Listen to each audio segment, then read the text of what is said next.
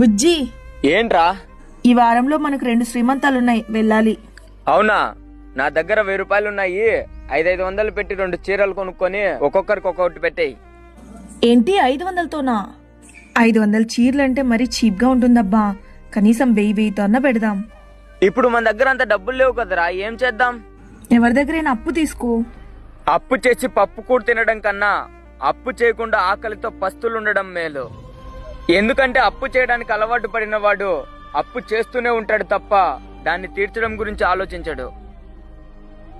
అప్పు చేయకుండా ఈ రోజు ఆకలితో ఉన్నా పర్వాలేదు, రేపటి రోజు కష్టపడి ఆకలి తీర్చుకోవచ్చు. కష్టపడే తత్వాన్ని పోగొట్టుకోకుండా ఉండొచ్చు. అంతేకాని ఎవరి దగ్గర గొప్పలు చూపించాలని అప్పు చేసి జీవితాన్ని కష్టాల పాలు చేసుకోకూడదు. చూడు, అప్పు అనేది అవసరాలు తీర్చేలా ఉండాలి, అంతేకాని అవసరాలకు మించి ఆశ ఉండకూడదు.